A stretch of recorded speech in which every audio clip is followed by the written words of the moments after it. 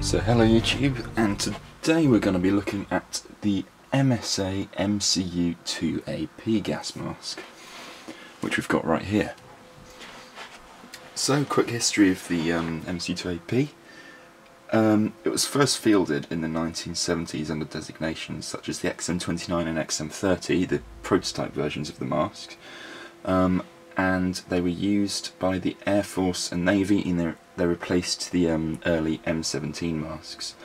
The standard MCU 2P is still in use, but these MCU 2APs have stopped being produced. The difference between the MCU 2P and the 2AP is this little microphone connection here. Let's zoom in on that so you can see. Just there. The MCU 2P didn't have that. And that's what makes this a 2AP, just this microphone connection here. The reason they stopped producing the 2AP is because it was shown in the late 90s that this little connection could prove to be faulty and break off, and obviously that wouldn't be very useful in an NBC environment. It has a silicone lens, and the whole mask itself is actually made of silicone, which, if I can get this off, I'll show you how flexible it is. We'll get onto this bit in a minute. So, the whole mask is made of silicone, which means it's very flexible. As you can see, you can do all sorts with it. But this means it deteriorates very easily. As you can see on mine, the lens is starting to go slightly yellow, and you can find them in much worse condition than this.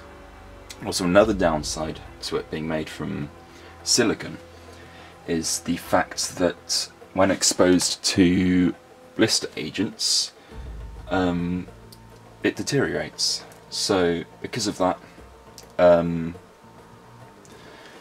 MCU series was also issued with a second skin which was resistant to those blister agents. So obviously it would be issued with a filter too. This is a C2A1 filter. There's also C2 filters, but this is the latest C2A1 filter. It screws in the side there,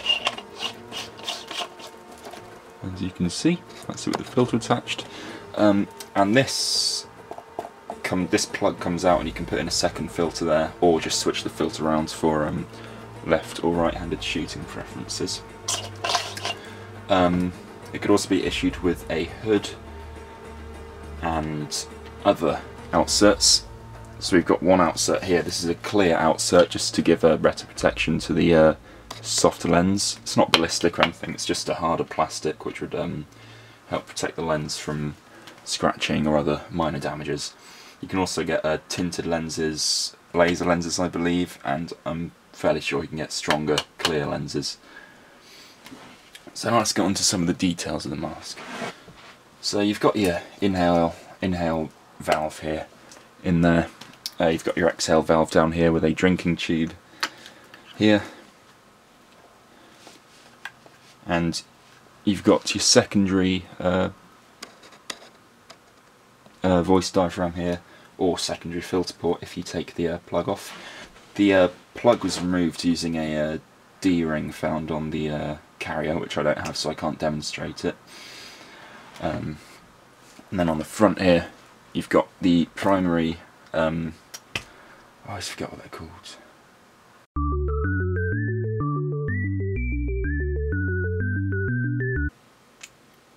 Voice diaphragm, that's what it's called, bloody voice diaphragm. So that's the primary voice diaphragm, that's the secondary voice diaphragm. And then you've got your microphone mounting here. Yeah, this mask was made by MSA in the year 2000, I believe, because it's just got two O's, so that would make sense. This is a size small, as indicated by the little S up here, and it has a 1, 2, 3, 4, 5, 6 point head harness with a with fabric straps right here, which make it a bit more comfortable to wear. So let's have a look at the inside. So here is the inside of the mask. You've got your oral nasal cup here. You've got your inner face seal. You've got your drinking tube down there.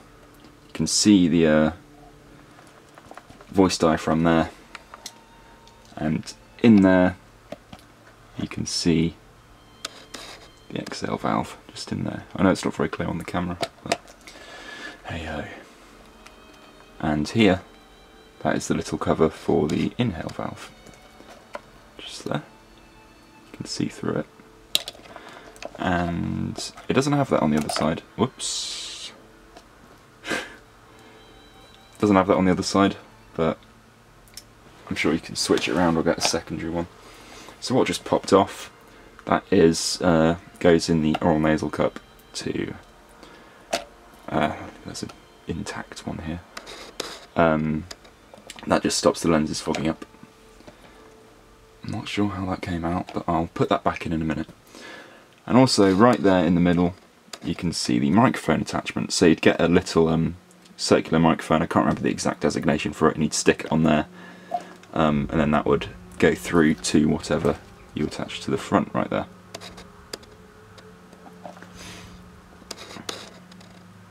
I would put this mask on and show you, but unfortunately it is a size small and it wouldn't fit my enormous head.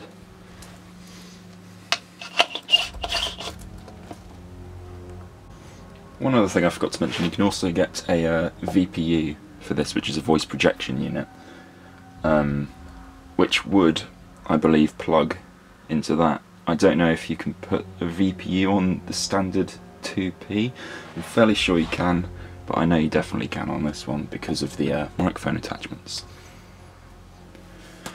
So that is pretty much it for this video. I know it's just a short one, but there's loads of info you can find out. There's loads of info online about this mask. If you want any further information, or if you want to leave a comment asking any questions, please do. I'd be more than happy to answer them. So yeah, all in all, I think it's a pretty solid mask. I think I picked it up for about 30 quid or so, $30 US to Great British pounds, I can't remember what that is, but I got a pretty good deal on it. Yeah, it's a solid mask, apart from the fact it doesn't resist blister agents and the microphone is faulty. If you wanted to use one of these in an actual prepping or NBC scenario, I'd say go for the 2AP or a Millennium over this one, just because it does have those faults, and you wouldn't obviously want to risk that. So yeah, thank you very much for watching. I'm going to try and start uploading videos more regularly, because I've just been quite busy with work recently, so it's been quite hard to just put any time aside for making videos, but I am going to try and start uploading more frequently now. So yeah, see you in the next video, I hope. Goodbye, and thank you for watching.